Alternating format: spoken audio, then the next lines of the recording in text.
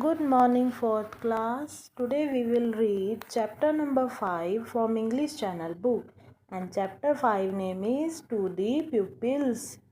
विद्यार्थियों के लिए। इस पोएट में एक फेमस पोएट ने लिखी है जिसका नाम है Henry Long Zeros. This poem is written by famous poet Henry Long Zeros. In this poem, he has tried to describe the relation between a teacher and his pupil. इस poem में poet ने अपने आप को teacher माना है और इस पोएम के थ्रू पोएट कोशिश कर रहा है टीचर और स्टूडेंट के बीच का रिलेशन एक्सप्लेन कर सके कि किस तरह एक बच्चे को आगे बढ़ते हुए देखकर टीचर को कितनी खुशी मिलती है. चलो पोएम स्टार्ट करते हैं. Expanding like the petals of young flowers, I watch the gentle opening of your mind. Expanding like the petal of young flower. It means जैसे कि एक young flower के petals open होते हैं, बढ़ते हैं, खुलते हैं. I watch the gentle opening of your mind. वैसे ही मैंने आपके माइंड को ओपन होते हुए देखा है. जो यंग फ्लावर होता है उसके जो पेटल्स होते हैं वो बहुत आस्ता आस्ता ओपन होते हैं. फ्लावर के जो पेटल्स हैं, पंखुड़ियाँ हैं, पेटल्स होता है पंखुड़ियाँ हैं, वो धीरे धीरे खुलती हैं. वैसे ही मैंने तुम्हारे माइंड को खुलते हुए देखा है. And the sweet loosening of the spell that binds your intellectual energies and power. जैसे अज्ञानता रूपी मंत्र ने तुम्हारे अंदर की शक्तियों और ऊर्जाओं को बांधा हुआ था. बाइंड मतलब बांधा हुआ था. उसे मैं धीरे धीरे ढीला होते हुए देख रहा हूँ. क्या कह रहा है? जैसे कि अज्ञानता रूपी मंत्र को मैंने तुम्हारे अंदर से ऊर्जाओं को, शक्तियों को बंधा हुआ देखा था, उसे मैं धीरे धीरे लूज होता हुआ देख रहा हूँ. That stretch like young birds in soft summer are their wings to try their strength. That stretch, ये किसके बारे में बोल रहे हैं? यंग बर्ड, एक छोटा सा बर्ड जो कि गर्मियों के समय में अपने पंख को खोलता है. स्ट्रेच मतलब खोलता है. Their wings to try their stretch, गर्मियों में अपने विंग्स को स्ट्रेच करता है, खोलता है, ताकि वो अपनी शक्तियों को ट्राई कर सके, अपनी स्ट्रेंथ को जान सके. वर्ड क्या कह रहा है? जैसे कि एक शिष्य एक छोटे पक्षी की तरह होता है. ठीक है, जिस तरह से गर्मियों की शुरुआतों घंटों में एक नन्हा पक्षी अपने पंखों की ताकत को परखने के लिए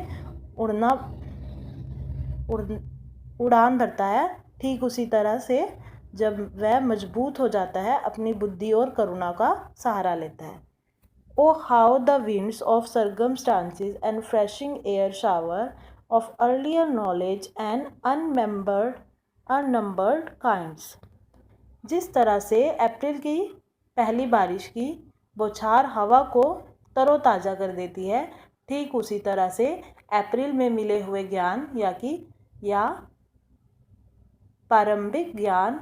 इट मीन्स अप्रैल में जो न्यू सेशन स्टार्ट होता है, नवी क्लासेस शुरू होती है, उस टाइम बच्चों के जो माइंड है वो बहुत ज़रा इन्फ्लुएंस होते हैं. स्टूडेंट्स के दिमाग पर कई तरह से असर डालती है. ठीक है, जो स्टार्टिंग की पढ़ाई होती है उससे आपको एकदम इन्फ्लुएंस होते हो, आपके दिमाग में असर डालती है, प्रभाव डालती है. Of new perception shed their influence and how you worship truth omnipotence. What joys rains upon me when I see. इसमें पोएट क्या कहता है कि जब न्यू परसेप्शन मतलब जब नए विचारधाराएं पैदा होती हैं, न्यू विचार आते हैं आपके माइंड में, स्टूडेंट्स जो है अपने कल्पना की दुनिया से बाहर आ जाते हैं और सर्वशक्तिशाली सच की पूजा करने लगते हैं.